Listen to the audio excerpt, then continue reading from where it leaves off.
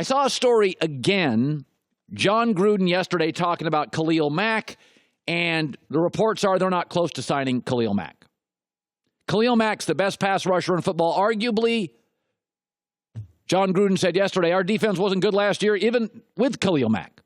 Aaron Donald's the best defensive player in the National Football League. Rams have given extensions to wide receivers, a massive contract to a running back and corners. Aaron Donald can't get a contract. By the way, Earl Thomas in Seattle redefined the safety position. Seattle's not that interested. Maybe Dallas will be. 3 players who are probably the best at their position cannot get contract extensions. Teams don't even appear to be, frankly, in a couple of those cases, even interested. Yet Stephon Diggs, a receiver for Minnesota this morning, got an extension, $40 million guaranteed. He's never had a 1,000-yard season. Running backs, wide receivers, Jarvis Landry, slot guys, huge money. Brandon Cooks, third team, 3 years, massive extension. Why? Well, because analytics are the enemy of defensive players and the friend of offensive players. Analytics are telling you who can stop anybody. Think about last year in the NFL.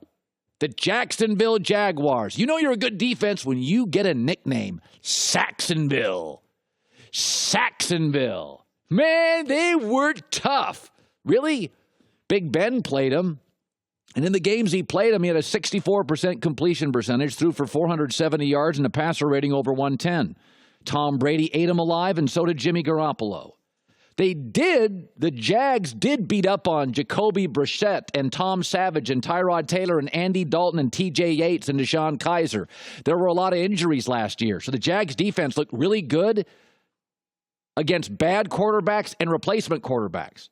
But they were such a good defense, we gave them a name, Saxonville. Garoppolo, Big Ben in the playoffs, and Tom Brady ate them for lunch. By the way, the best quarterback in their division that was healthy last year, Marcus Mariota, went 2-0 against them and ate him up one of the games. Saxonville. By the way, the Minnesota Vikings defense, unbelievable. That's funny, I watched them in the playoffs. Drew Brees and Nick Foles ate them alive. 7 of the 8 quarters against Green Bay, Minnesota didn't play Aaron Rodgers. Big Ben also had a passer rating of 105 against Minnesota's defense. You know who the Jags and the Vikings carved up? Go look at a lot of the Vikings wins. No Aaron Rodgers, Brett Hundley twice, Mitch Trubisky twice.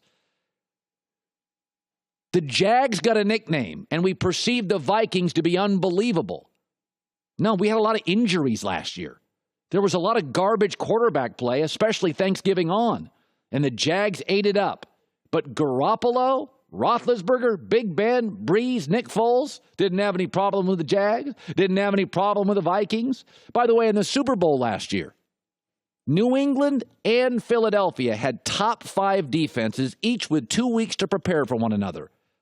They combined for 800 yards passing, 74 points. There was 1 sack and one combined punt. And the completion percentage on third down was over 60%.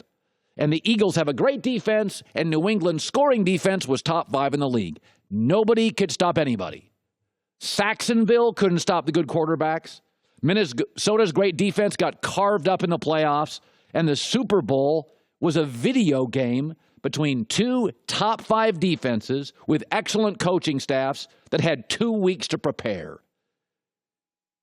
Analytics have become the enemy of defense. J.J. Watt, pay him what you want. Texans aren't any better with him than without him. But when Deshaun Watson arrived, oh my God, Houston could win the Super Bowl. Remember, 1998, 2 quarterbacks threw for over 4,000 yards. In the last 2 years, it's happened 21 times with a handful of different quarterbacks.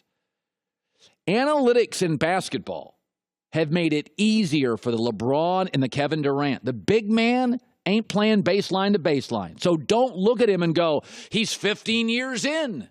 Nah, he's about 11 years in.